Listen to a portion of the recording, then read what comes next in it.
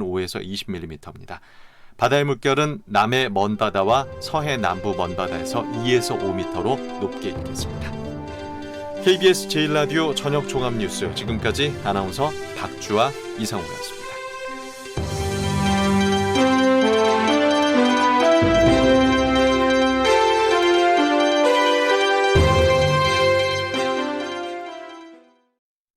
지금 시각은 7시 20분입니다. KBS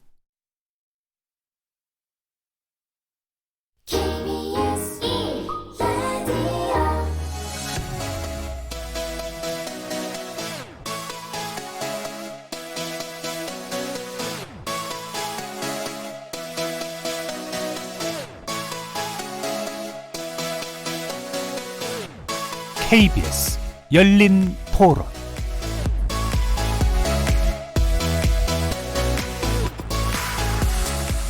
안녕하십니까. KBS 열린 토론 정준희입니다.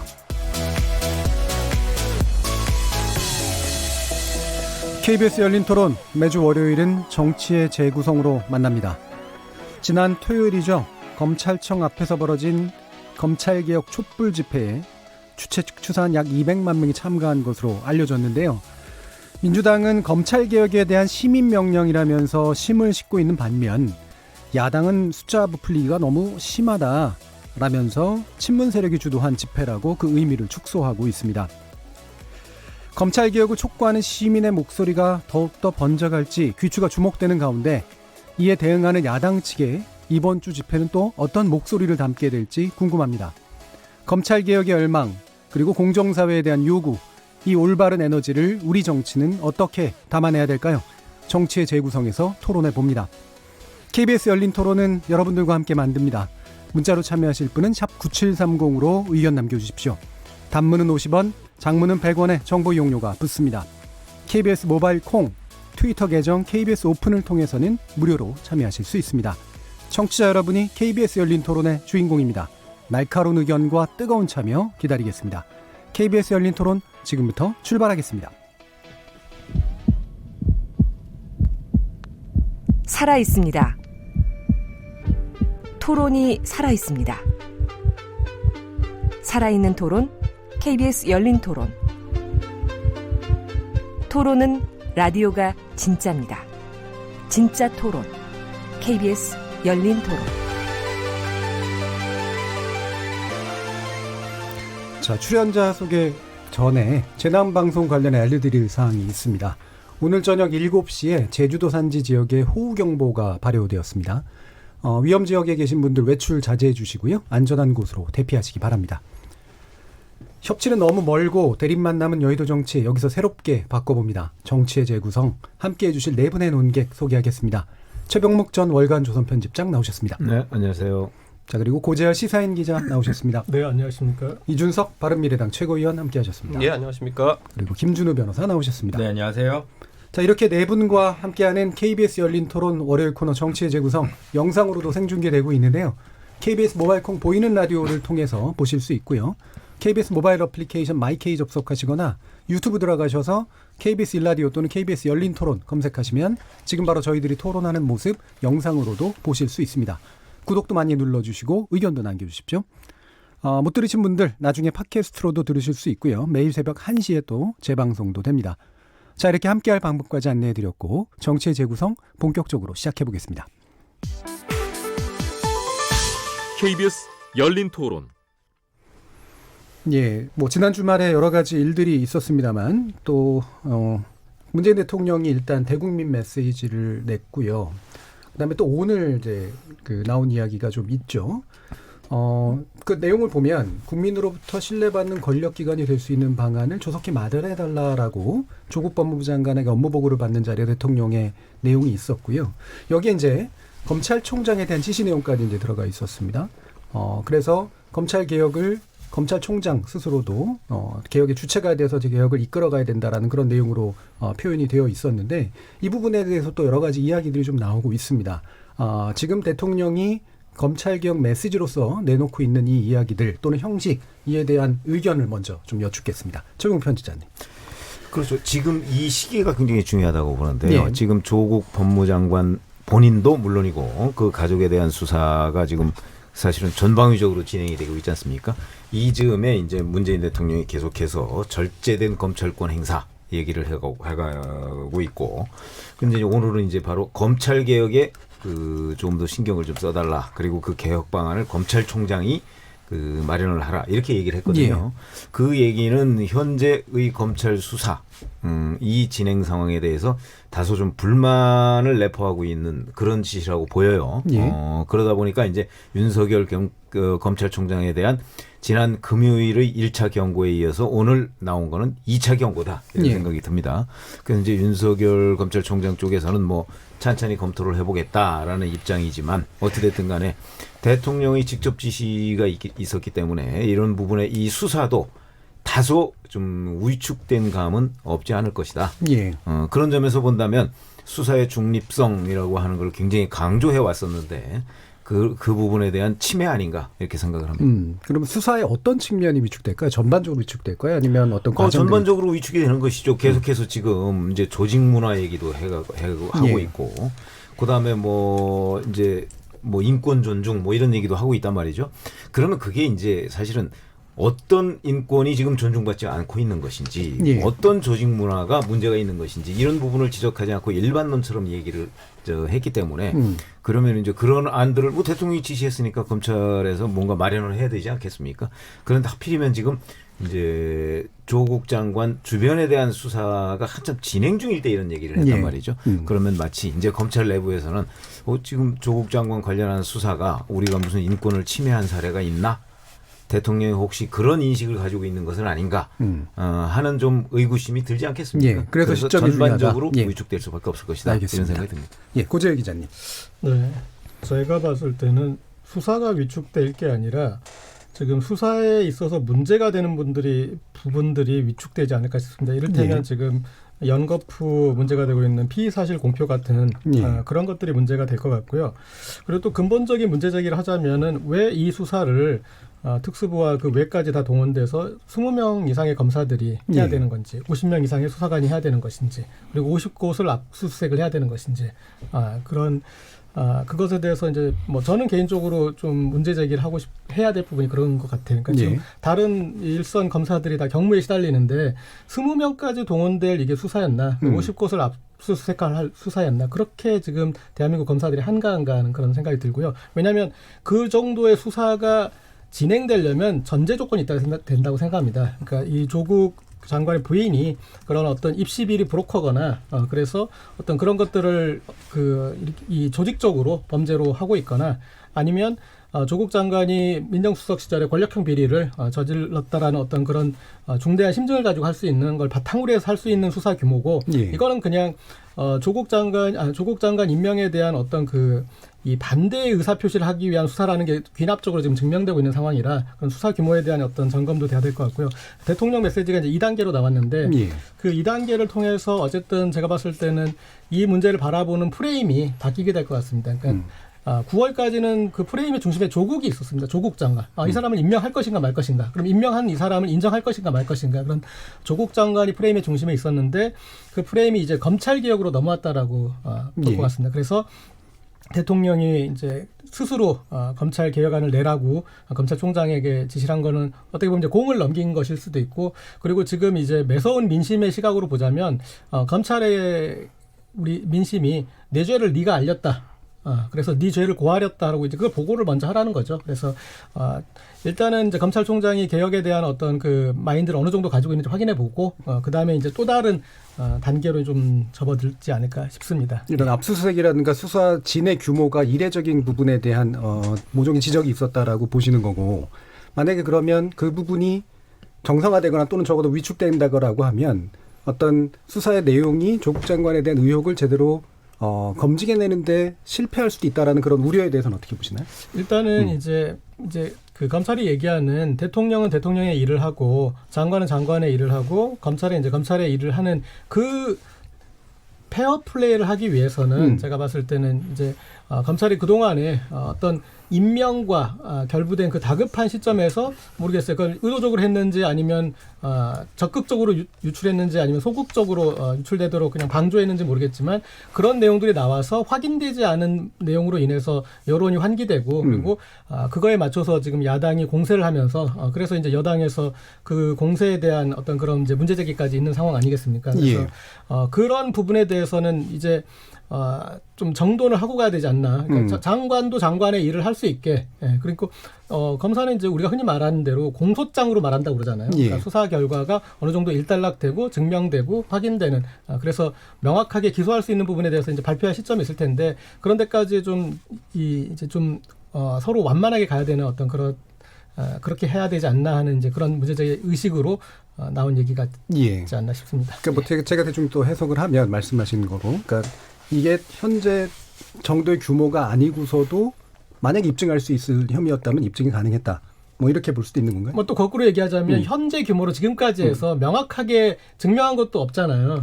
그렇다면은 그 현재 규모로서 이렇게 한 것에 대해서 또 정합성도 지금 이제 떨어지는 것이고 그래서 좀 정상 단계로 들어가야 될 그런 국면이 되지 않았나 싶습니다. 알겠습니다. 이준석 최고위원. 저는요 이 검찰을 압박하는 과정에서 상당한 모순을 드러내고 있다 이렇게 보는 것이 자 학생은 중간고사와 기말고사 성적으로 이야기를 합니다. 그럼 그 중간 단계의 학생의 현재 학업 성취를 평가할 수 있는 기준은 상당히 모호해요. 그 일제고사가 없을 때는 그 전에 엄마가 봤을 때 놀고 있다. 뭐 이런 주관적인 판단밖에 개입할 수 없는 거거든요. 자 그런데 지금 시점에서 여권에서 끝없이 주장하는 것은 뭐냐면은 피의 사실 공표를 하지 말아라예요. 네, 피의 사실 공표를 해가지고 중간에 수사 결과가 흘러나오지 말게 해라라는 것이 주된 이제 공격 포인트거든요. 근데 그와 더불어 가지고 이미 사전에 평가는 해요. 니네 열심히 그렇게 수사팀 투입해가지고 왜 성과가 없냐고 또 비판은 해요. 그러니까 저는 이 두 가지가 굉장히 모순된 주장이라고 봐요. 그러니까 중간에 그 성과를 보고 싶으면은 나와가지고 공보 브리핑을 해야지 계속 피의 사실 유포도 하고. 근데 그게 없이 어떻게 지금 사전에 단정적으로 과도한 인원이 투입됐다는 말 할 수 있는 건지 저는 약간 의심스럽고. 근데 그거는 결과를 공표된 걸 보고 그렇게 얘기하는 거 아닌가요? 그러니까 결과를 공표된 시점이 아까 고 기자님 공소장으로 이야기한다라고 했는데 피의 사실 공표를 하지 말라는 얘기가 뭐냐면은 공소장 나오기 전까지는 웬만하면 흘리지 말라는 거거든요. 그러니까 저는 흘리지 않으면서 지금 니네가 성과가 좋지 않아라고 하는 거는 이건 성립하기 어려운 거다. 저는 이렇게 봅니다. 그러니까 예를 들어 선생님이 성적표를 나중에 주는 거지 계속 애한테 가가지고 너 지금 잘하고 있어 못하고 있어 이렇게 스트레스 주는 것도 아니거든요. 원래 학교에서도.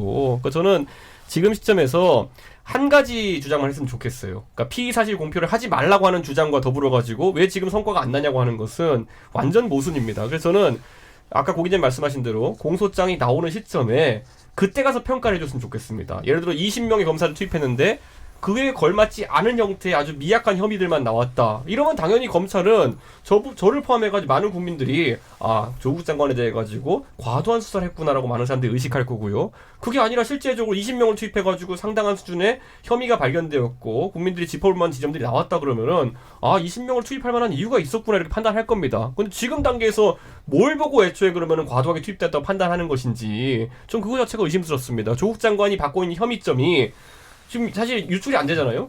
근데 유출이 안 되는데 그것이 의미하는 바가 혐의가 없다는 것은 아니라는 것. 그거를 지금 이제 알고 가야 되는데 계속 그 모순된 주장 때문에 혼란스럽습니다. 제가 약간 보충 질문 드리는 건 이게 반론을 하려고 그러는 게 아니라 그러니까 제가 약간 살짝 이해가 잘 안 돼서 그런 게 일단은 현재 피의사실 공표가 나온 것들이 있잖아요.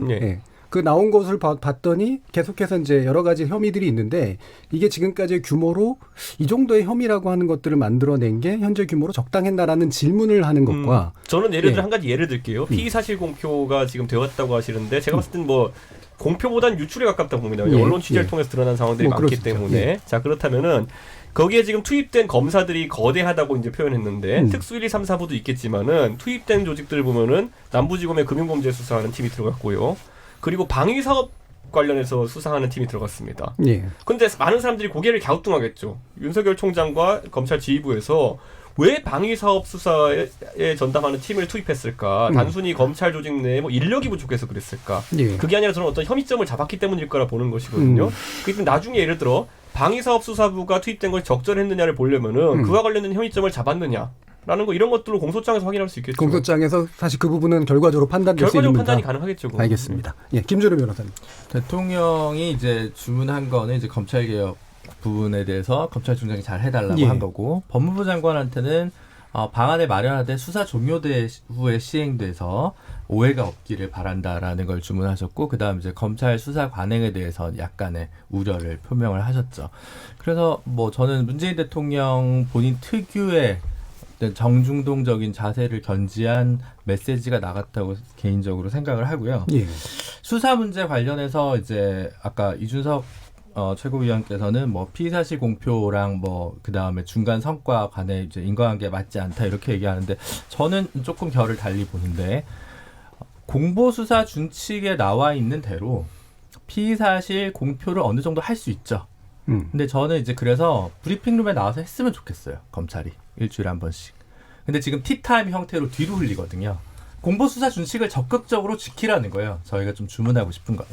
그래서 가짜 뉴스도 검찰에서 좀 확인해서 분별해서 좀 확인해주고 지금은 피의 사실을 공표하는 게 아니라 이런 혐의를 갖고 수사를 하고 있다는데 피의 사실이라고 흔히 얘기하기 전 단계, 이른바 내사 단계 정도까지 있는 것까지 포함해서 적당히 이제 흘리고 있는 부분이 있거든요. 예. 그래서 이제 그런 부분들에서 검찰이 좀 긴장감을 가졌으면 좋겠다라는 생각을 좀 주문하고 싶고요. 과잉된 수사라는 것이 뻔한 게 이런 게 있습니다.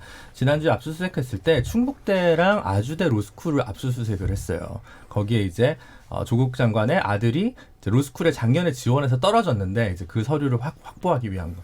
사실 그 정도는 이미 제출을 요구해도 다 줍니다.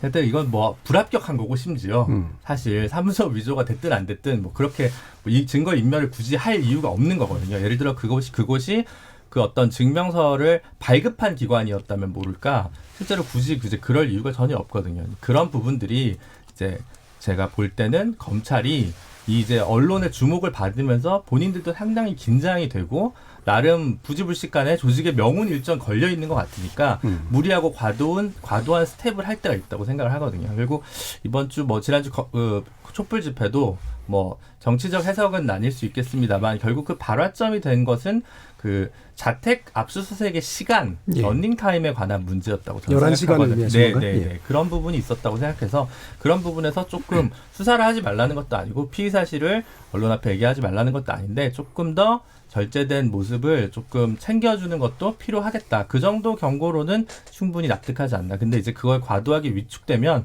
성역 없는 수사, 독립적 수사가 안 되니까 그건 안 되겠죠. 아마 대통령도 그걸 바랄 거라고 생각하지는 않습니다. 그러면 이준석 최고가 막 이제 마지막에 지적하신 결과적으로 투입된 인력이나 이런 것들의 정당성은 나중에 공소장을 보고 판단하면 된다. 이 부분에서는 어떻게 될까요? 근데 이제 뭐 그런 견해가 있죠. 이제 그 사업의 규모나 액수의 규모에 비해서 예를 들어 뭐 예전에 대형 수사에 비해서도 좀 더 과대한 뭐 인원이 투입되었다. 뭐 예전에 뭐 론스타까지 끄집으면서 이제 그런 얘기들을 하시는 분들이 있더라고요. 그래서 그런 것도 이제 나름대로는 이제 그 되게 뭐랄까 일리가 있는 지적일 것 같거든요. 예. 근데 이제 그 부분은 검찰총장 입장에서 조금 혹은 뭐 서울중앙지검장 입장에서 어느 정도 조금 적정한 숫자에 대한 판단이 되게 어려웠을 것 같아요. 이왕 말하자면 조금 과격하게 얘기해서 칼을 뽑은 상황에서는 이게 반드시 이겨야 되기 때문에 지금 그런 걸 가릴 계제는 좀 아니지 않았을까라는 생각은 일응 이해는 갑니다. 근데 한편으로 보면 이게 왜 조심스러워야 되냐면 성역 없는 수사만큼 검찰이 어떤 오명에서 벗어나야 되냐면 검찰개혁을 저지하기 위해서 이렇게 많은 수사를 한다는 혐의를 스스로 벗길 수도 있어야 되거든요. 예.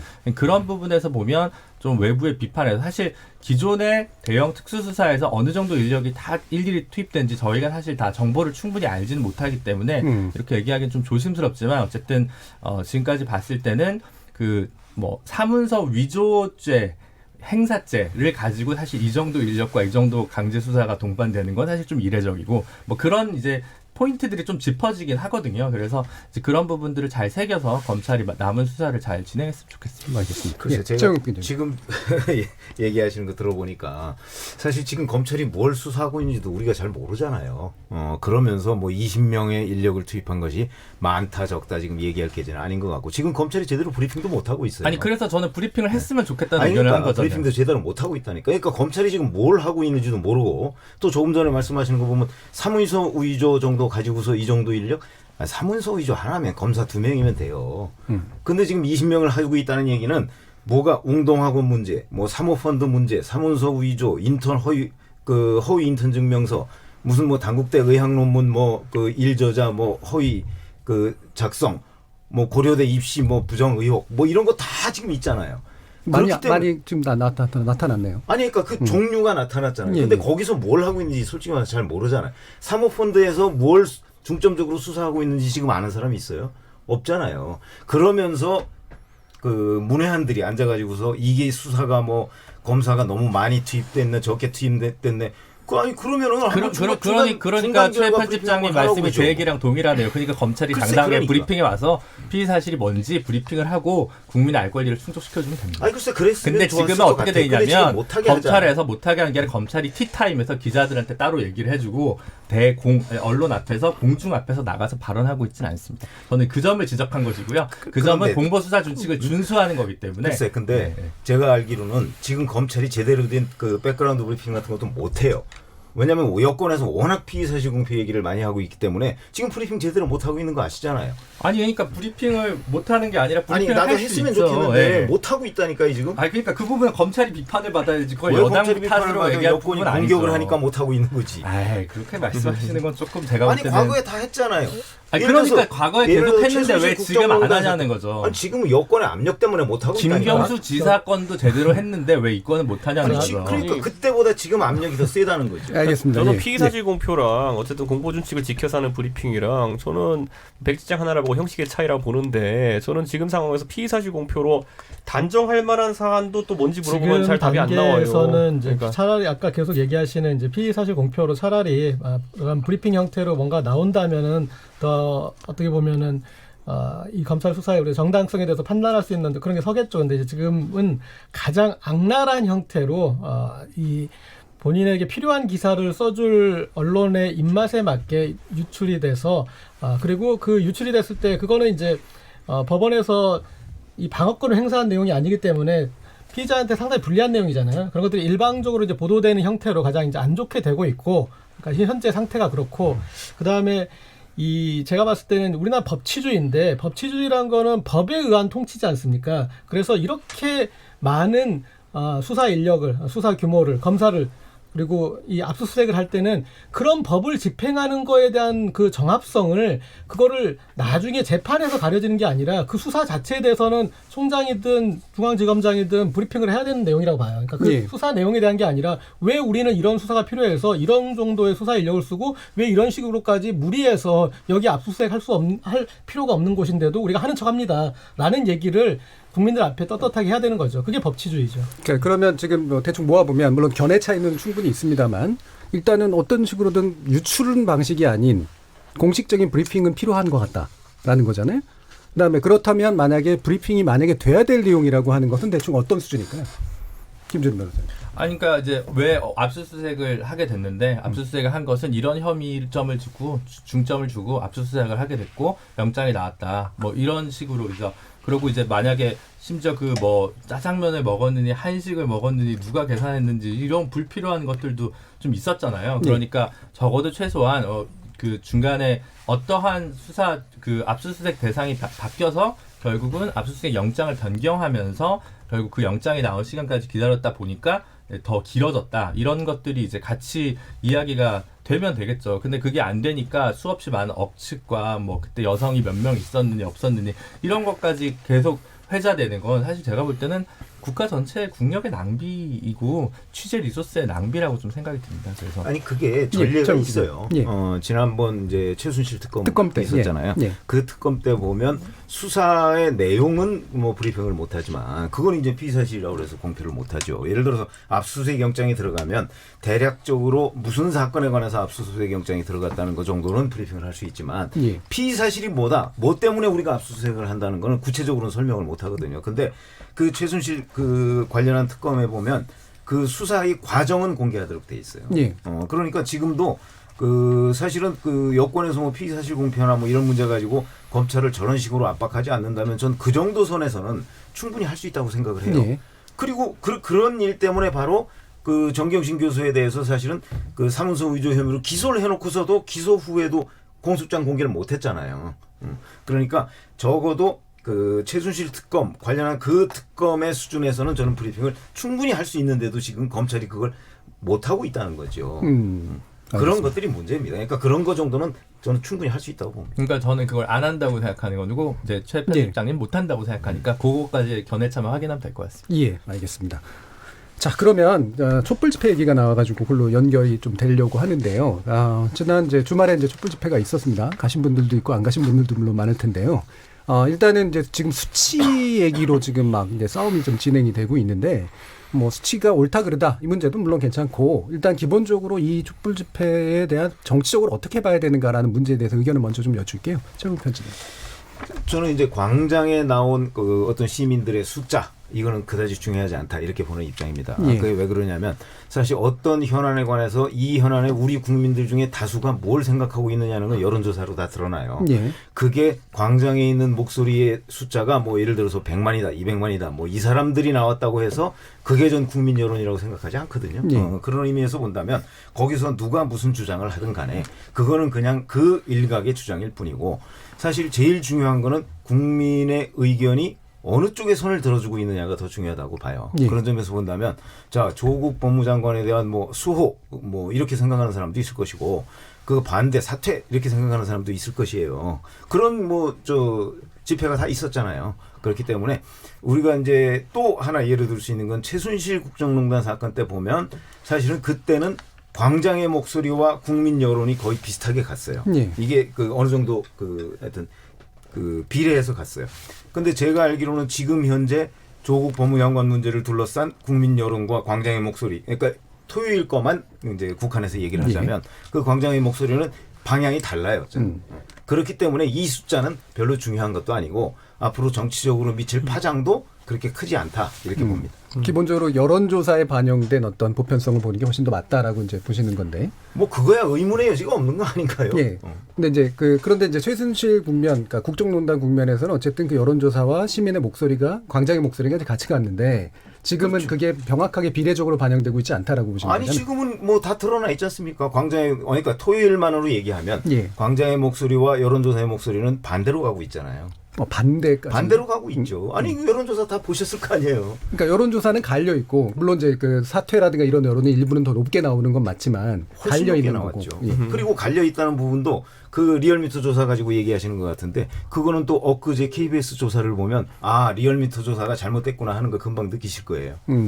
KBS 일요진단 그 라이브인가 거기서 뭐 웹조사에서 이제 한 건데 네. 그게 잘못됐다라고 단정하시는 건 뭐예요? 아니 그건 왜 그러냐면 리얼미터 조사는 항목이 과도하다, 적절하다 두 가지밖에 없어요. 그렇죠? 그러니까 물어보는 게 달랐다는 거죠? 아니 예. 적절의 반대말은 과도하다가 아니고 부적절입니다. 예. 그러니까 만약에 물어보고 싶었으면 부적절하냐 아니면 적절하냐를 물어봤어야지 왜 하나는 과도하다고 하나는 적절하다고 그 했을까요? 거기에 그러면 미흡이라는 항목을 넣었을 때는 또 어떤 결과가 나왔을까?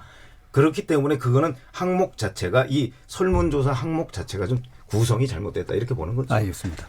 예, 고재혁 기자님은 또 직접 가보신 거로 알고 있는데요. 네. 저는 완전히 다른 생각을 가지고 있습니다. 예.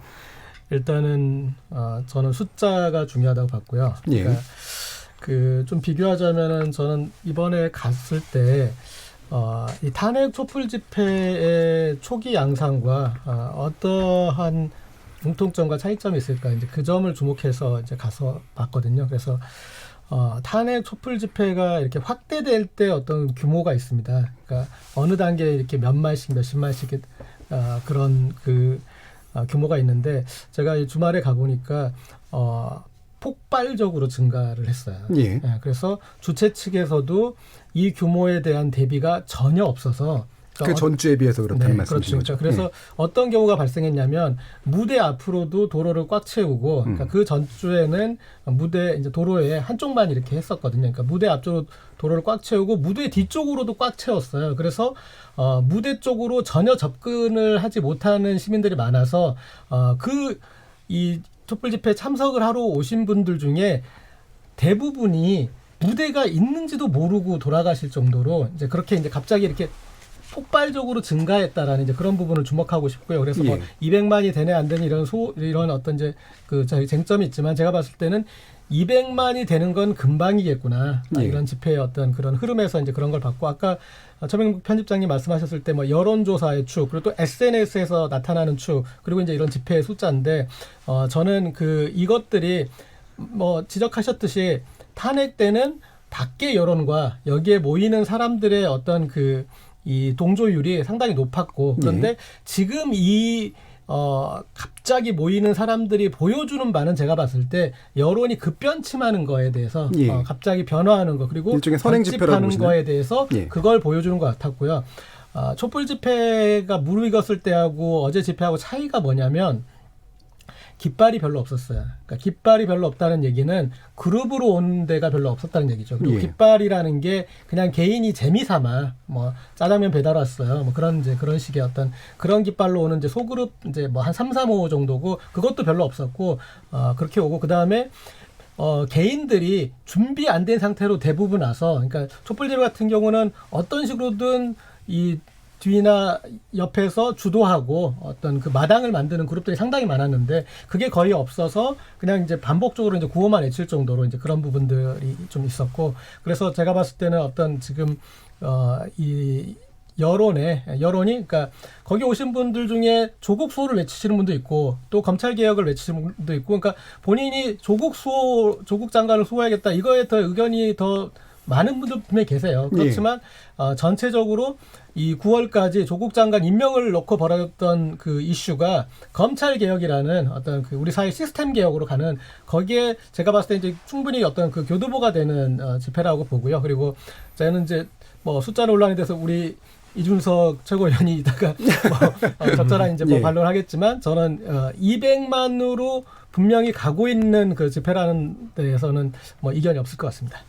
기본적으로 어쨌든 그러면 여론조사로서 파악될 수 있는 것은 나중에 또 뭐 어떻게 파악될지 모르겠지만 여론의 방향이 바뀌는 어떤 일종의 그렇죠. 그리고 신호다. 그러니까 어떻게 보면은 자유한국당이나 이런 데서 이렇게 전략을 좀 잘못 세운 것 중에 하나가 뭐냐면 그 숫자가 어떻게 맞느냐, 그 5만밖에 안 된다, 뭐 이런 식으로 이렇게 비아냥거리거나 하면은 이제 다 그 집회 가지 않았던 분들도 가서 이제 숫자로 증명하시고 싶으실 거예요. 그래서 제가 봤을 때는 지금 그런 거 자극한 게 이번 주말에 훨씬 더 많은 숫자를 또 결집시킬 것 같고 그런 것들이 지금 이 조국 장관 임명을 놓고 벌어졌던 어떤 어떤 이슈의 이 방향을 검찰 개혁이라는 이제 새로운 어떤 이슈로 그리고 시스템 개혁이라는 그 이슈로 이렇게 바꿔가는데 큰 역할을 해서 저는 그 흐름에 있어서는 너무나 선명한 지표였다라고 알겠습니다. 이준석 최고위원. 그러니까요. 그 집회 인원을 과장하는 의도는 명확하죠. 그러니까 과장하는 의도는 그거 보고 더 나와라 이거예요. 보면은. 그러니까 아까 그 고 기자님 말씀하시는 의도에 좀 공감하고요. 그 숫자가 불어나길 바라고 있는 것이 이번 시위를 과장했던 사람들의 심리입니다. 저는 그게 여당에서도 이재명 대변인이 나와가지고 200만 명이 참석했다고 허위 사실을 유포했고, 뭐 저는 그런 부분에 대해 가지고 여권이 생각한 전략이 그겁니다. 그러니까 우격다짐으로 사람을 많이 모아가지고 검찰에 대해 가지고 비난 여론을 증식시켜가지고 지금의 어쨌든 여권 핵심 관계자들이 수사받는 상황을 좀 모면해보자라는 것인데 저는 그 의도가 과연 시행될 수 있을까? 왜냐하면 똑같은 방법으로 방어를 시도했던 집단이 3년 전에 있었습니다. 뭐냐면 대통령에 대한 탄핵 재판이 시작되니까 그때부터 엄청난 형태의 규모의 태극기 집회가 나오기 시작했고 그때 그분들이 주장했던 게 뭐냐면은 그분들 기준으로 광화문에 그 인도만 채워도 이제 5만 이렇게 이야기를 하기 시작했어요. 그리고 광화문 기준으로 그 다음에 이제 차도를 좀 채우면 10만이다. 그 다음에 20만이다. 한 20만 정도를 기본으로 놓고 이제 주말마다 모였다고 이제 이야기를 했는데 저는 그분들의 의도는 딱 하나였죠. 그 당시 사법적 절차, 그러니까 탄핵 절차가 진행되고 있었던 박근혜 대통령에 대해 가지고 여론의 압력을 보여주자라는 취지였는데 저는 그분들이 다소 성공적이지 못했다 이렇게 봅니다. 왜냐하면 법리를 가지고 다투고 있는 사안에 있어가지고 여론전을 펼친다?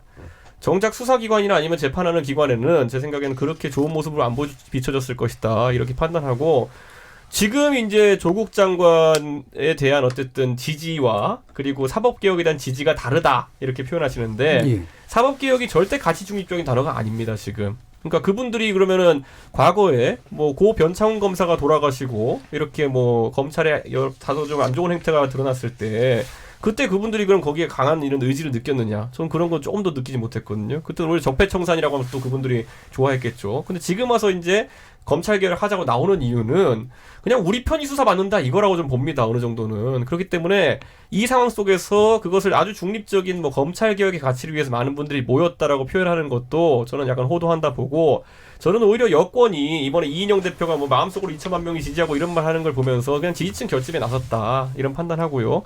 뭐 수치는 늘어날지 줄어들지 모르겠습니다. 과거에 태극기 집회가 그랬던 것처럼 정치적인 목표로 치환돼 버리면은 수치가 늘어날 수도 있습니다. 그런데 과연 그러나 그 집회의 정당성이라는 거는 더 확보될 수 있을까에 대해 가지고는 저는 아직 미지수다 이렇게 봅니다. 그러면 지금 서초동에 모인 사람들의 집회는 결국에는 현재 예를 들면 조국 장관을 향한 칼날을 막기 위한 사람들의 모임이다 이렇게 보세요? 아니 다들 그 주변에 지인들이 있잖아요. 예. 주변에 지인들이 있고 평소에 그들의 정치적 성향을 파악하고 있잖아요. 예. 대한민국에서요 개혁이란 단어가 붙으면 사실 검찰 개혁하자 그러면 뭐 최병문 편집장님이나 뭐 저나 다 반대하겠습니까? 아닙니다. 개혁에 반대하는 대한민국 국민은 없고 그런데 이번에 그 구호에 공감해가 나간 분들의 성향은 예. 다 자기 개인 주변을 파악하시겠지만 정치적 성향이 있는 분들입니다. 예. 그러니까 저는 그걸 봤을 때 지금 뭐 그냥 아주 중립적이고 우리는 조국 조국 지키기가 아니라 그냥 검찰 개혁에 갔다 하는 거는 저는 주장이 아주 약해 보입니다. 그건. 알겠습니다. 김준호 변호사님. 전 조금 복잡한데 예. 저는 200만이 됐을 거라고 솔직히 생각하진 않습니다. 예. 네, 몇십만 명 단위일 거라고는 생각을 해요. 참여 인원이 이제 시간이 길다 보면 왔다 갔다 인원들도 있고 저희 변호사들 서초동에 토요일 날 근무하러 갔다가 여기 사람 인파 꽉꽉 찬 사진들이 저한테 오더라고요. 전 집회를 가진 않았는데 그래서 여러 가지 생각이 드는데 사실 이제 시민단체 관련 활동하고 이러면 이제 검찰개혁 관련해서 저희가 집회를 해볼 생각을 못 하거든요. 예. 관심이 없어서. 근데 검찰개혁으로 이제 이런 인원이 모였다는 건 상당히 관심이 없다는 건 무슨 뜻인가요? 그러니까 솔직히 좀 어렵습니다. 뭔가 어렵다. 그러니까 뭔가 반대하는 집회는 조금 쉬운데 뭔가 개혁하기 위해서 그거를 이끌어내는 집회는 사실 상당히 어렵거든요. 우리 사회에서. 우리 사회에서는 뭔가를 반대하는 것은 당장 있는 걸 해결할 수 있지만 법안을 통과돼야 하는 문제를 지리하게 집회를 하는 건 사실 그렇게 간단한 문제가 아니어서 기존의 촛불 집회, 특히 이제 지난 박근혜 탄핵을 가져온 촛불 집회랑 이제 최근에 서초동에서 일어난 촛불 집회가 좀 다른 게 있다면 전통적인 시민사회 운동단체들의 관여도가 없어요. 예, 전혀 없습니다. 그래서 지금 이제 광장의 촛불이 광화문에서 광장의 촛불이 클 때는 그래도 기존의 시민사회단체 활동가들이 좀 헌신적으로 해서 이제 무대도 쌓고 이제 최소한의 기획안을 만들고 이제 같이 회의도 하고 구호도 좀 조율을 하고 어느 정도를 합니다. 그래서 전체를 다 책임질 수는 없지만 최소한의 책임 있는 자세를 보이되 앞으로 적극적으로 나서지 않는 이 정도의 자세를 취하는 게 이제 미덕인데 이제 그분들은 지금 없어요, 이 자리에. 그래서 완전히 좀 다른 양상의 집회여서 어떻게 분석해야 될지 사실은 조금 난감한 측면이 있고 그래서 결국은 이제 이준석 최고위원께서는 그거를 약간 특정한 진영에 이제 저는 그럴 수도 있다고 생각합니다. 근데 그러면 왜 계속 안 나오다가 갑자기 이렇게 많이 나왔을까? 그럼 처음부터 많이 나오지. 이제 거기서 두 가지 정도 짚어볼 필요가 있다고 생각하는데 하나는 지난주 결국은 그 조국 장관 자택 압수수색에 약간 검찰이 약간 과도한 수사였다라는 것이 좀 공감대를 일으킨 측면이 있었다라는 생각을 좀 검찰이 유념해서 들었으면 좋겠고 두 번째는 결국 그쪽 전통적인 민주당 지지층 특히 노무현 전 대통령이 검찰 수사 과정에서 이제 비명에 가신 그 기억의 소환의 제의라는 어떤 그 역사적 맥락을 무시하고는 지난 토요일의 집회가 좀 설명될 수는 없지 않나. 그런 이제 사후 복수 아니면 어떤 기억의 소환, 검찰과 개혁을 추구했던 사람들이 어떤 부딪혔던 장면, 맥락은 조금씩 다르지만 그 기업들이 그런 거대한 결집을 소환시킨 건 아니었나. 그 부분을 사실 빼놓고 얘기할 수는 없지 않을까라는 생각을 좀 조심스럽게 해봤고요. 그래서 저는 예를 들어 조국 장관이 어떤 수사 결과가 나와서 중간에 낙마하더라도 이 열기가 좀 순수하게 검찰 개혁으로 계속 이어지는 좀 악무한적으로 수사 결과에 대해서 비난하기보다 좀 건전하게 생산적으로 방향으로 좀 계속 좀 이어질 수 있었으면 하는 바람이고요. 근데 어제 토요일 자체는 아직은 평가하기는 좀 이르지 않나 이렇게 보고 있습니다. 아니 박근혜 대통령 탄핵된 뒤에도 태극기 집회는 계속됩니다. 네, 비슷한 성격이라면 계속될 겁니다. 비슷한 성격이라고 계속 보시는 거예요? 그렇게도 왜냐면요 지금 봤을 때 검찰 개혁이라는 거, 그 조국 장관이나 아니면 일가가 책임질 만이 생겼다는 가정하에 김준우 변호사 말씀하셨는데 저도 그렇게 추정하고 싶지 않지만 가정을 그렇게 한다면은 그렇다면 검찰이 제대로 된 수사를 했다 볼 수 있겠죠. 왜냐하면 혐의점 밝혀낸 것이고 거기에 수사에 대해서 기소도 되고 재판도 받을 테니까요. 그럼에도 불구하고 검찰을 개혁하라고 주장하는 것은 저는 상당히 모순 지점이 있을 것이다. 대통령과 여당이 엄청난 압박을 했음에도 불구하고 수사를 통해 성과물 낸 검찰이 어디서 개혁이 대상이 될 수 있는가에 대해서 저는 상당히 메시지가 약해질 것이다. 그럼에도 불구하고 대통령이 적법한 절차로 탄핵이 되었음에도 불구하고 대통령에 대한 굉장한 애정을 갖고 있는 분들은 태극 집회를 합니다. 그래서 우리는 태극 집회 바라보면서 그분들은 그냥 팬클럽적 성격을 가지신 분이다 판단하는 거예요. 거기에 보면 뭐 대한민국을 살리자라는 구호는 들어있겠지만은 그 구호보다는 그냥 진짜 박근혜 대통령을 좋아하는 분들이구나 이렇게 판단하는 것처럼 저는 조국 장관이 법적인 책임을 져야 되는 그 시점 이후에도 만약 이런 집회가 이어진다고 한다면은 저는 그냥 굉장히 그냥 조국 장관을 좋아하시는 분들이구나라고 생각할 것 같지 검찰 개혁을 그분들이 얘기했을 때 어떤 논점일까? 조국 무죄 주장인가? 뭐 다 혼란스러울 것 같아요. 전 전혀 그렇다고 생각하지 않고요. 이제 구분될 수 있다고 생각해요. 예를 들어 그때 조국을 구속한 검찰에 물러가라라는 일부파가 있으면 그거는 지난 토요일 같은 숫자만큼 커질 수는 없다고 생각합니다. 사실은. 그러니까 구호가 한쪽으로 보면 진영론적으로 보여서 조국 수호라고 하는 구호와 이제 검찰 개혁이란 구호가 같이 가는데 그 중에 한 구호가 탈락되면 어떤 현상이 나타날까에 대해서 이제 얘기를 하신 건데 그럴 수도 있어요. 예를 들어 조국을 끝까지 수호해야 된다, 조국 장관을 수호해야 한다라고 하는 분파가 몇천 명에서 몇만 명 단위로 있을 수 있지만 더 많은 숫자는 그것만 가지고 그렇게 모일 거라고 저는 생각하진 않고 그래서도 안 된다고 생각을 해서 그런 말씀을 드린 거고 그리고 이제 조국 장관이 실제로 조국 장관은 아니더라도 조국 장관의 배우자라든가 이런 사람들이 기소되더라도 사실 지금 현재 일어나고 있는 검찰개혁에 뭐 저는 5할 정도는 어쨌든 국회에 있는 패스트트랙 법안에 또 달려 있다고 생각하는 부분이 있어서 꼭 이제 그렇게 그거 하나만으로 이제 끝나지 않는 조국 수사랑 무관하게 검찰개혁 아젠다는 국회에 던져진 것이고 그 아젠다는 연말까지 국회에서 정리돼야 되는 것이기 때문에 이 모든 걸 하나로 이렇게 조국 수사 OX인 것을 검찰개혁 OX로 바로 또 등치시키는 것도 좀 곤란하지 않나 이렇게 생각합니다. 제가 하나만 좀 지적하고 싶은 게 이제 그 주말 이후에 저는 이제 가본 그 사람 입장에서 야권의 그 반응을 보면서 그러니까 현실을 좀 인정하지 않으려는 어떤 또 다른 형태의 희망적 사고 그런 걸 봤는데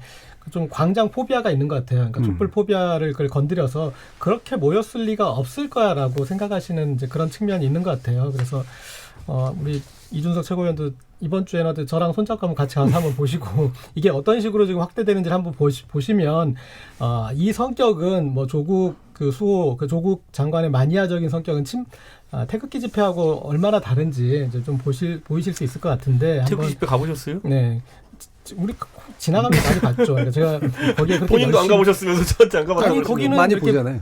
자주 보이시는 데서 하니까. 저도 대한문에 지나가면서 촛불 집회 보기 싫어도 봤어요. 태극기 집회는 3-40분씩 있어봤습니다. 그리고 좀 제가 적극적으로 저는 무대 앞까지도 몇 번 가봤어요.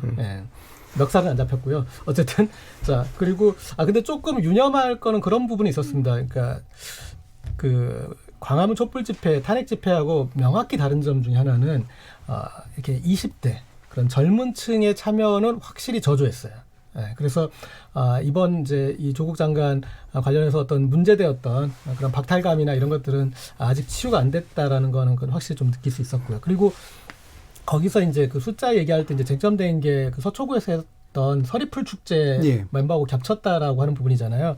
그러면서 보니까 그 서초구에서 서리풀 축제에 온 한 10만 정도의 그런 시민이 이제 섞였다고 보는데 그 계산대로라면은 제가 봤을 때 분명하게 명확하게 이 촛불 집회가 150만이 넘는 거예요. 그렇게 잘하시는 그걸 10만이라고 치면 제가 보면 서초구에서 하는 그 서리풀 축제는요 설익은 축제였는데 가보니까 여기 있는 그 이 촛불 집회에 비해서 한 10분의 1, 20분의 1밖에 안 되는 숫자였어요. 그런데 그 숫자를 가지고 10만이라고 우기시면 저쪽에서 하는 촛불 집회는 명확하게 100만이 넘었습니다. 글쎄 뭐 숫자는 한쪽이 우기면 또 다른 쪽도 우기게 되는 것이고 지금 자꾸 광장의 숫자를 가지고 얘기를 하는데 그건 아까 제가 말씀드린 것처럼 그거는 객관적인 지표가 될 수 없다는 게 제 입장이고 만약에 그렇다면 10월 3일 날 이제 광화문 광장에서 또 대규모 집회가 지금 예정돼 있잖아요. 그걸 한번 보시고 한번 그러면 과연 그 폭발력이 어느 정도인가? 저는 사실은 뭐 태풍이 불건 뭐 무슨 약풍이 불건 간에 그 광화문 광장에서 그 지난 토요일에 이 촛불 집회가 저는 광화문 광장에 모이는 숫자를 굉장히 자극할 것이라고 봐요. 그래서 아마 그 지난 토요일 그리고 이제 10월 3일 그 지나고 나면 우리나라가 이제 적어도 광장에 모이는 숫자로 보면 정확하게 아마 두 쪽이나 있을 것이다 이런 생각이 들거든요. 정확하게 두 쪽이라는 건 규모가 상당히 비슷할 규모가 거다. 이제 결국 비슷하거나 이제 결국 규모의 경쟁이 될 가능성이 굉장히 높아요. 불행한 일이죠 이런 일이. 왜 그러냐면 그 어떤 정책 현안이나 특정 뭐 장관에 대한 찬반을 둘러싸고 이렇게 저 국론이 갈라진 적이 별로 없거든요. 그러니까 그 최초로 돌아가면 그 거기에 몇 명이 모인다. 그리고 이것이 곧 앞으로 뭐 어떤 폭발력을 잠재하고 있는 선행 지표다라는 거는 좀 그런 예단은 제가 보기엔 섣부른 것 같아요. 그러니까 저희가 이 집회 숫자에 대한 논란이 있는 이유는 서로 아까 말했듯이 과장의 의도가 있기 때문이고 저는 이제 그러면 이제 진영을 넘나들지 않고 과거에 그럼 박근혜 정부 때 2015년에 민중총궐기라는 게 있었잖아요. 근데 민중총궐기 그 당시에 상당히 뭐 여러 가지 휴대전화 분석이나 합리적인 방법으로 그때 추론했던 것이 26만 명 정도의 규모라고 이제 이야기했어요. 그때 저도 그때 그건 시위는 우연하게 목도하게 됐는데 상당한 규모였고 그 뒤에 이제 박근혜 대통령 탄핵 관련해서 집회가 있을 때 뭐 150만이다, 170만이다 이렇게 얘기했었지만은 그 당시에 통신사가 공개한 데이터 기준으로는 한 53만 명 정도가 이제 최대 규모였다는 데이터가 있었어요. 근데 전 그런 걸 보면서 저는 이제 저는 아까 진영 논리로 좀 이걸 봤습니다. 그래서 예를 들어 조국 장관을 지키고 싶어하는 사람 중에 솔직히 말하면 진보 진영이 많겠죠. 그런데 그 중에서 박근혜 대통령 탄핵에 대한 메시지에 대해서 한 50만 명 정도의 공감 이력이 나왔고 민중총궐기 한 26만 명 정도 했는데 이번에 그렇다면 실질적으로 이 주제는 아까 뭐 고 기자님 말씀하셨듯이 젊은 층의 이탈 가능성도 있고 어느 정도 대중적인 지지를 받을 수 있느냐.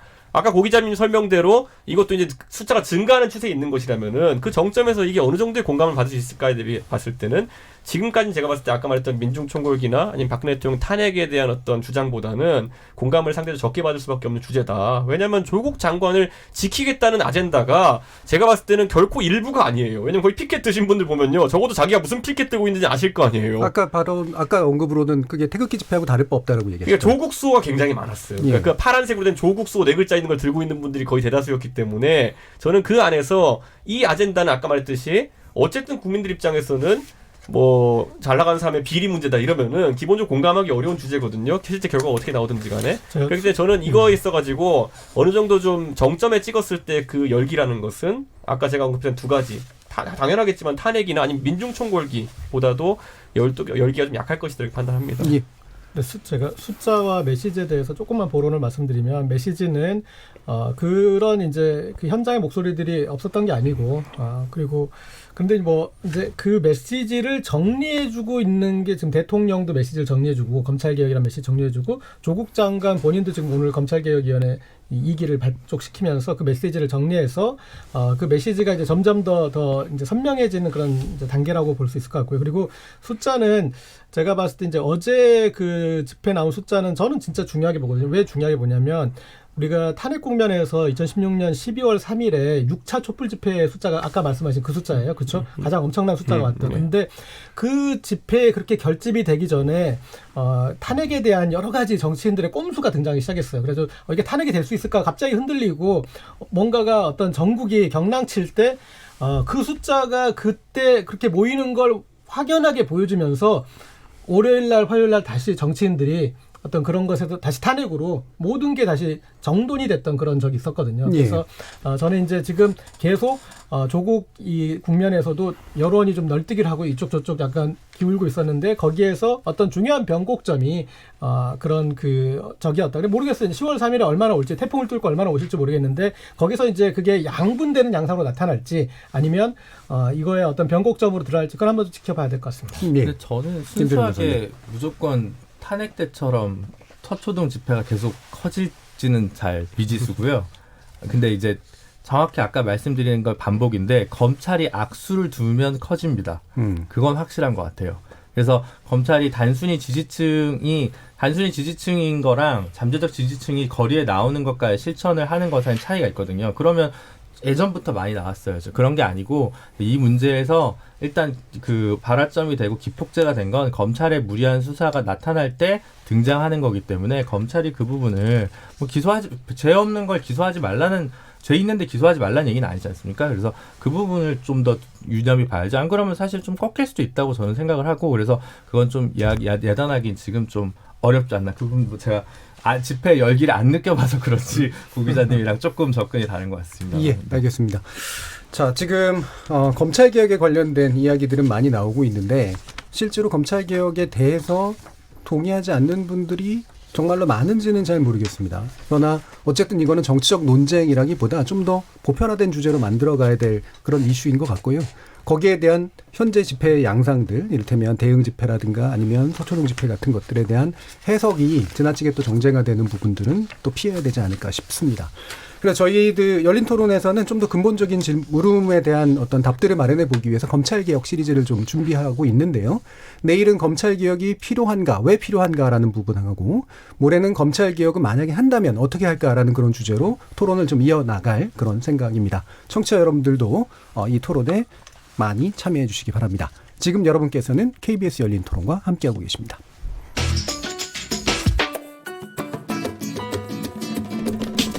묻는다, 듣는다, 통한다. KBS 열린 토론. 듣고 계신 청취자 여러분 감사드립니다. 들으면서 답답한 부분은 없으신가요? 궁금한 점은요? 그렇다면 함께 토론에 참여하시죠. 유료 문자 샵 9730을 이용하시면 됩니다. 단문은 50원, 장문은 100원의 정보 이용료가 있습니다. 스마트폰 어플리케이션 KBS 모바일 콩을 통해서도 무료로 참여하실 수 있습니다. KBS 열린 토론은 언제나 열려 있습니다. 듣고 계신 KBS 열린 토론은 매일 밤 1시에 재방송됩니다.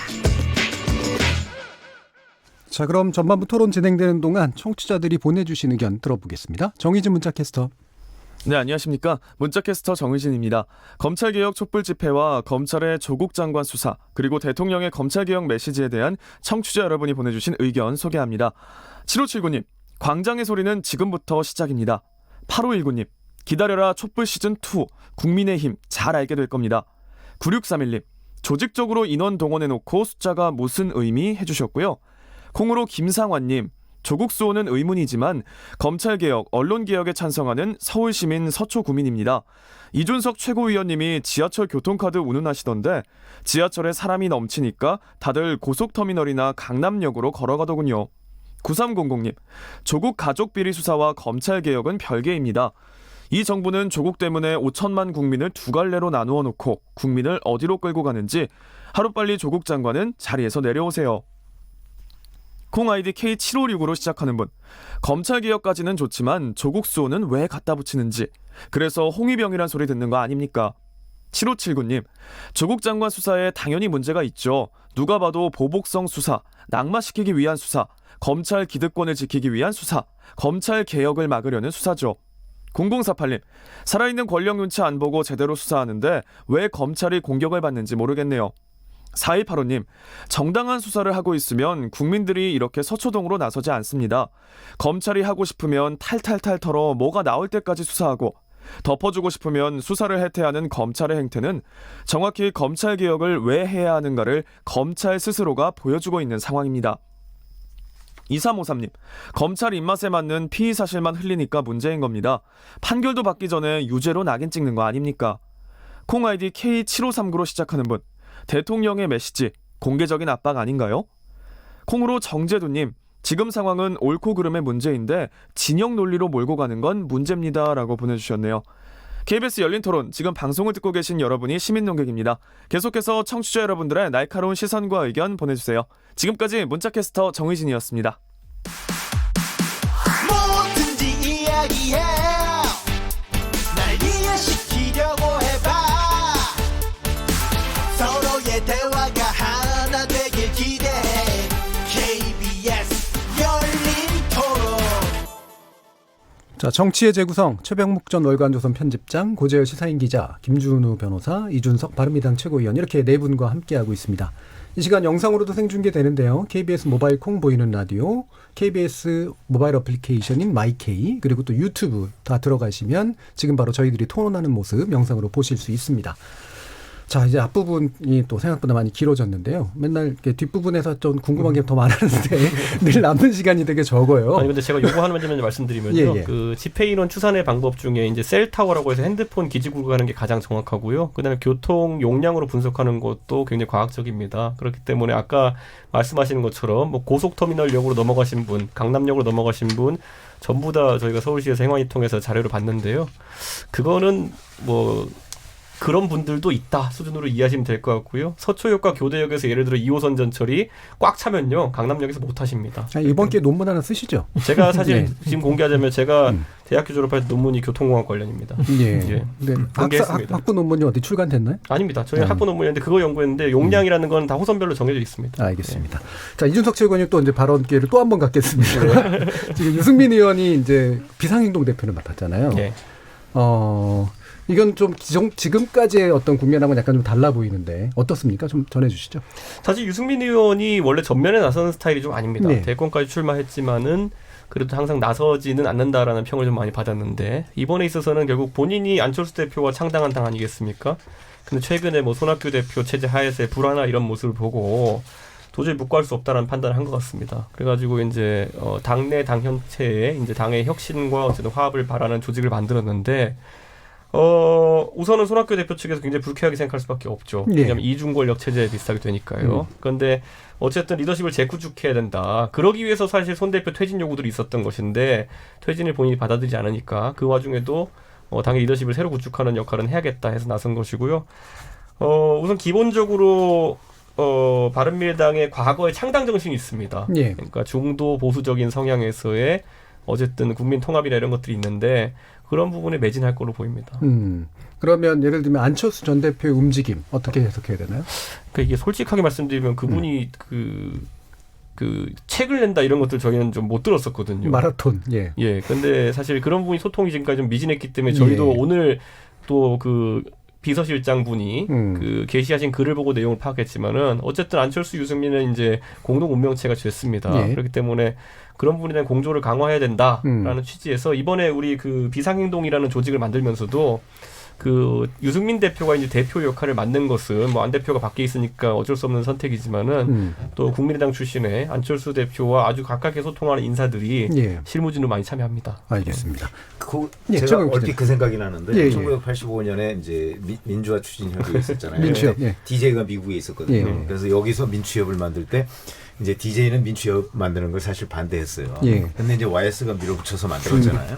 지금 이게 꼭 그런 모양 같아요. 유승민 전 대표가 이제 해서 만드는데 지금 그 한 축인 안철수 전 대표는 지금 독일에 가 있잖아요. 그렇죠. 그럴 경우에 그 당시 민추협을 보면 그 사실은 국내에 있는 DJ의 대리인을 자처한 김상현 이제 당시 전 의원이죠. 그분이 민추협 공동의장 대행을 했었거든요. 근데 그것도 DJ는 사실은 반대했어요. 근데 또 김상현 의원이 밀어붙였단 말이죠. 이것도 아마 안철수 전 대표가 혹시 반대하더라도 누군가 안철수 전 대표의 대행 이 여기에 나서서 만약에 한다고 하면 바른미래당이 약간 희망이 좀 보일 것 같아서 제가 말씀드립니다. 저는 어쨌든 뭐 민추협 얘기를 하시길래 그 민추협의 두 축이었던 DJ와 YS 두 분 다 나중에 결과적으로 대통령 하셨다는 해석으로 제가 가장 긍정적 형태로 받아들이겠습니다. 이런 걸 아전 인수라고. 최병묵 기자님은 안철수 대표가 어쨌든 움직이면 확실히 힘은 된다고 보세요? 저는 그 동력의 상당 부분을 잃었다고 보거든요. 그래서 안철수 전 대표 혼자 움직여서 지금 뭔가 이렇게 굴러가기는 어려운 국면이다. 그런 점에서 제가 이제 민추협 얘기를 한 거예요. 그러니까 둘이 같이 움직여가면서 뭔가를 만들어내면 그래도 지금보다는 좀 낫지 않을까 싶은 생각이 드는 겁니다. 알겠습니다. 고재열 기자님 어떻게 보세요? 근데 제가 안철수 대표라면 저는 더 기다릴 것 같습니다. 지금은 아닌 것 같다. 안철수 전 대표가 지금 나서는 방법도 있겠지만, 근데 지금 나서서 뚜렷하게 제3세력 결집이라는 그리고 어떤 본인이 이제 정치적으로 부각될 수 있는 어떤 그런 부분들이 선명하다면 그런 정도의 어떤 판이 녹익었다라면은 이제 다시 마라톤복을 내려놓고 정장을 입고 등장할 텐데 제가 봤을 때는 지금은 어떻게 보면 약간 좀 여기 앞에 나선다는 게 손에 피를 묻히는 국면이고, 그러니까 상에다가 그 이제 밥상을 차리기 위해서 이제 뭐 그 얼룩을 닦아야 되는 그런 그 국면인데 이때 나서는 그런 스타일은 아니라고 보고 그리고 이제 계속적으로 이 불과 몇 달 전에 독일에 있는 이 안철수 전 대표 좀 나와줘야 되는 거 아닙니까 하면서 이제 그런 목소리가 그래서 본인의 회자되고 상종가를 치려고 하던 그런 기점이 있지 않았었습니까? 그러니까 그런 식으로 더 필요로 하고 더 불러내고 더 아쉬워할 때 그때서야 좀 움직임이 나지 않을까. 지금 여기서 당을 같이 바꿔냅시다. 그리고 당을 같이 고쳐냅시다. 이 정도에서 나올 것 같지 않아요. 그렇게 나올 거였으면 진즉에 나와서 진즉에 역할을 했을 것이고. 근데 제가 그 비슷한 사례로 제가 저희 당의 정치인분이 이제 그 강진의 토굴에 들어가 생활하셨던 분이 있거든요. 그분의 그 강진 위기란 책을 읽어보면은 그 고뇌의 과정, 방금 전에 고 기자님 묘사하신 과정이 그대로 나와 있습니다. 예를 들어 오늘은 누가 나를 찾아왔다. 나에게 세상으로 나오라 한다.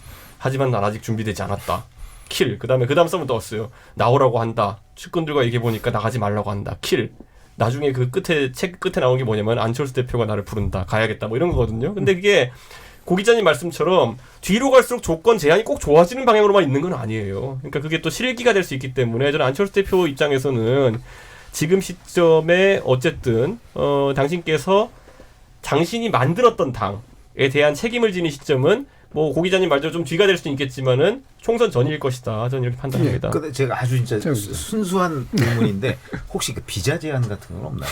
지금 간지 한 1년쯤 됐잖아요. 그게 무슨 연구원 자격인가 이거 아닌가요? 근데 뭐 스칼라 이런 거 아니에요? 예, 그렇죠. 그런데 그 비자 제한 저희가 정확히 어떤 연구를 하고 있는지 모르기 때문에 뭐 연구가 종료된 상태일 수도 있고 그리고 그렇다면은 사실 주거하는 그 자격 자체야 뭐 그 국가 밖으로 잠깐 갔다 나오면 다시 갱신되잖아요. 무비자 기간이. 그래도 그 쉥겐 조약이 있어가지고 6개월까지는 안 됩니다. 일반적으로. 그러니까 다른 나라로 예를 들어 러시아 한번 갔다 오시고 이러면 될 거예요. 아마. 혹시 불법 체류 아닌지 한번 알아보세요. 뭐 안철수 대표가 그런 거 철저하게 관리하시는 분이기 때문에 저는 아닐 거라고 보고 아마 다만 들어갈 때 받았을 거예요. 저는 그런데 저는 이미 그걸 바라본 데 있어가지고 뭐 귀국이라는 것 자체 굉장히 정치적인 행위이기 때문에 저는 안 대표가 본인의 정치 효과를 극대화하기 시점 아까 고 기자님 말씀하신 것처럼 그걸 고를 것이나 저는 그것이 자기가 만든 당이 뭐 망하고 난 뒤에 올 생각은 아닐 것이다. 뭐 그런 생각을 좀 하기 때문에 스타일상으로는 그럴 수도 있을 것 같습니다. 그러면 또 굉장한 또 정치적 계략이 있는 것일 텐데 마라톤이지 않습니까? 마라톤. 막판 스포츠를 어떻게 할지 모르겠지만 어떻게 보면 지금 단계에서 사실 마라톤 책이 나온다는 것 자체도 지금 빨리 역할을 해주길 바라는 사람한테는 어떻게 보면 기 빠지는 일일 수도 있거든요. 그러니까 제가 스타일을 얘기한 게 이제 안철수 전 대표가 그러니까 뭔가 이렇게 구하려고 하는 그런 태도보다는 자신이 이제 뭔가 이렇게 빛나지는 그런 어떤 상황들을 많이 선호하는 느낌을 제가 많이 받았었거든요. 그 전까지. 그래서 지금은 이렇게 막 빛나 보이지는 않을 가능성이 높아서. 저는 근데 이제 안 대표가 지난번에 물론 서울시장 선거를 겪으면서 다소 결과는 기대에 못 미쳤지만은 그때 안철수 대표 측근들이 이야기했던 게 뭐냐면은 대선까지 안철수 대표의 모습과 서울시장을 나갈 때 안철수 대표의 모습은 좀 달랐다. 그러니까 대선은 본인이 솔직히 말하면 굉장한 가능성을 가지고 있기 때문에 나갔다는 그런 분석이 많았고 서울시장은 당에 대한 책임감이 컸다라고 이제 말하시는 분들이 많아요. 사실상 나가가지고 그 당시 특히 김문수 후보와 야권이 분열된 상태에서 지난 지방선거에 불리했음을 알지만 본인이 이끌고 있는 어쨌든 세력이 있지 않습니까? 그분들 안에 보면 구의원 출마하는 분도 있고 시의원 출마하는 분도 있고 내 출마가 다른 사람들을 위해 가지고 한 표라도 나눠줄 수 있는 기회라면은 그걸 마다하지 않겠다는 자세가 있었다고 제가 측근날 전해 들었는데 이번 총선에 참여한 형태도 저는 안철수 대표가 뭐 상징성 있는 지역구에 출마하는 방식이 될 수도 있지만은 어쨌든 그 안에서 역할할 수 있는 것이라면은 실제로 본인이 플러스 효과를 줄 수 있는 부분이 있다고 한다면은 저는 마다하진 않을 것이다. 저는 이렇게 봅니다. 컬러가 약간 달라진 부분도 있다라고 보시는 거예요. 제가 얘기하는 게 유승민 의원도 많이 바뀐 거예요. 이 정도면. 아까 말했듯이 적극적인 참여 자세나 이런 것이 있어가지고 지적받던 면이 있다면은 이번에는 굉장히 본인이 대표를 맡겠다고 직접 선언할 정도로 그런 게 있는 겁니다. 선결 조건이 하나 있는 것 같아요. 그러니까 지금 이제 민주평화당에서 탈당하신 분들 이제 그런 분들을 영입하거나 이제 어떤 부분들을 어느 정도 교통 정리가 돼야지 본인도 이렇게 여기 와서 적극적으로 하지. 그러니까 그런 부분들까지 정리가 안 된 상태에서 도대체 이제 그려나갈 어떤 그 당의 새로운 어떤 이념적 지표나 뭐 그런 세력이 어디에 방점이 있느냐 그런 게 안 된 상황에서 그게 본인이 등장하면서 갈등 요소가 됐을 때 그때 그런 상황에서 나설 것 같지는 않은데. 예. 그러면 이제 뭐 갑자기 또 이제 안철수 대표 전 대표 얘기가 많이 나왔는데 김준우 변호사님 보시기엔 바깥에서 보시기에 유승민 의원의 지금 선택은 어떤 의미가 있는 것 같아요?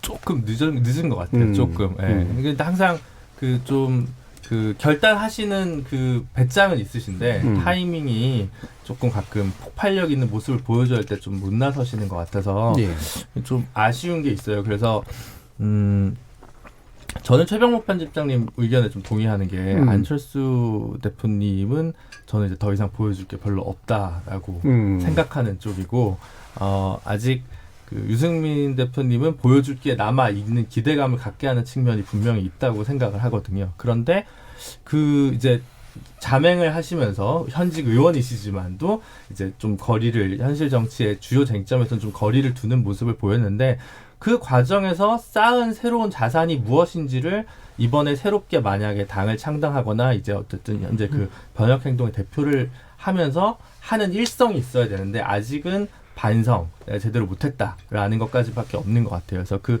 컨텐츠를 좀 내놓으셔야 될 것 같거든요.